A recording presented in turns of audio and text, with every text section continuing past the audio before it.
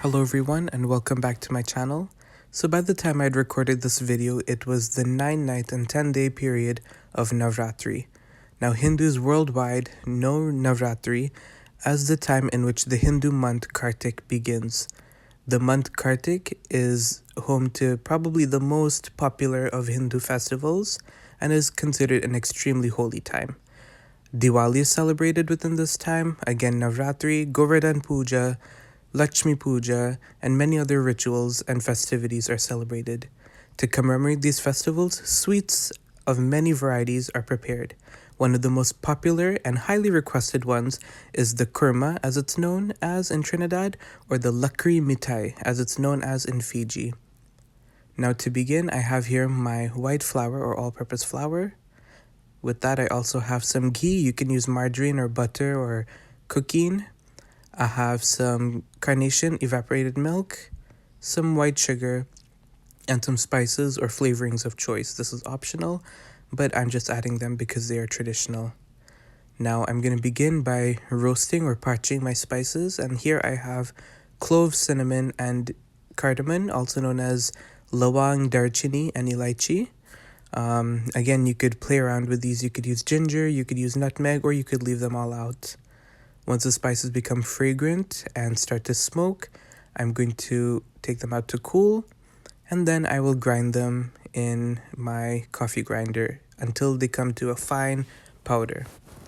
Now for this particular recipe, we will need at least 2 teaspoons of this powder, and the first teaspoon we will add into our flour, and once that has been incorporated well, I'm going to go in and cut in the grease or fat of choice. Here I am using ghee, homemade cow's ghee. That recipe is also available on my channel.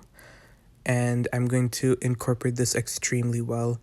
It is important to use this step and do it extremely well, as this is what provides the flaky and pastry-like texture that the kurma is known for.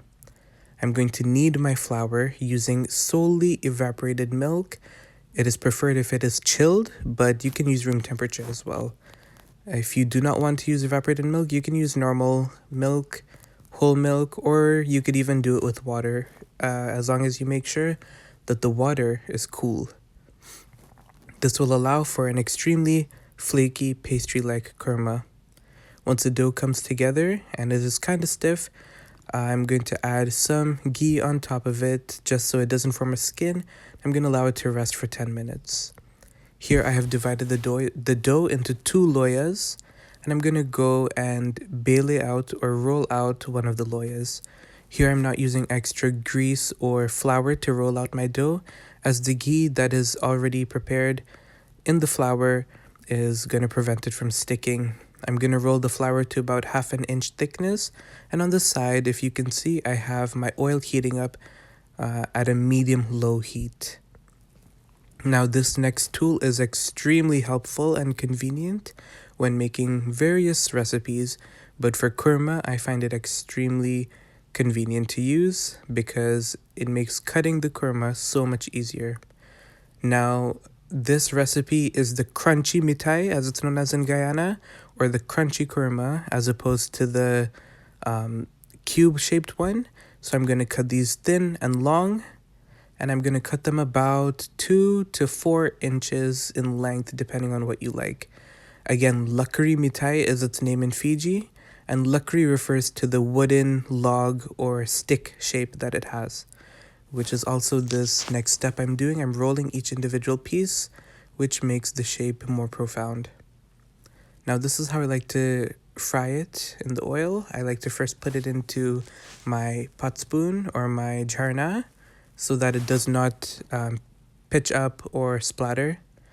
And again, we're going to make sure that the oil is at a medium low. The reason being, we want the kurma to take its time and fry, because the lower the heat, the more flaky and crunchy the kurma will be.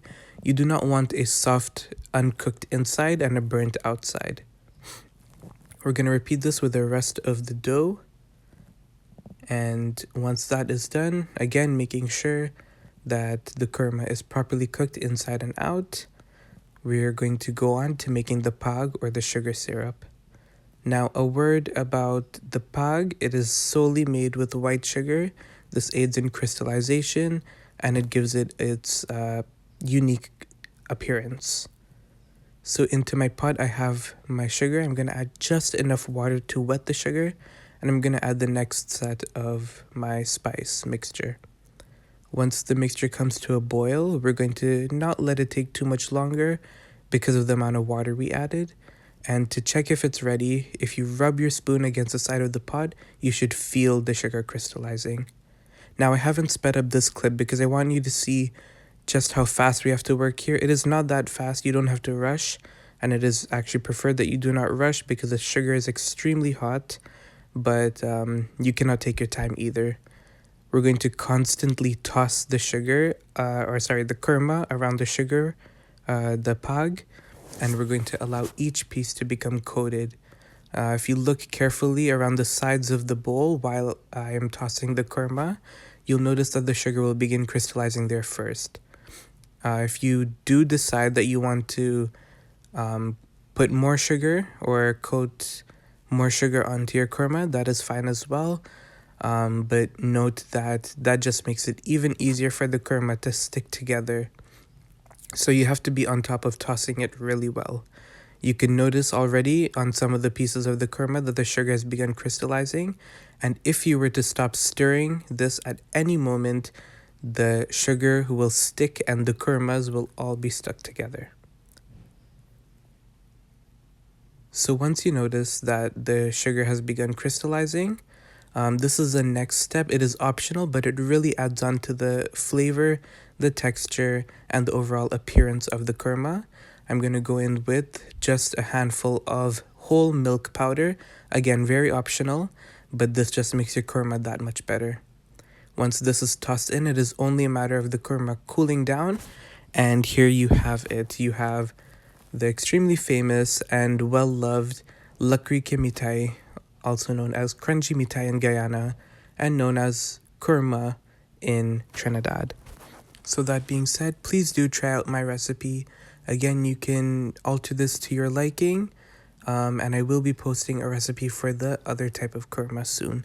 Thank you guys for watching this video. Again, let me know how it comes out, and if you have watched this video during the Diwali time, then a Shubh Diwali to you. Thank you once again.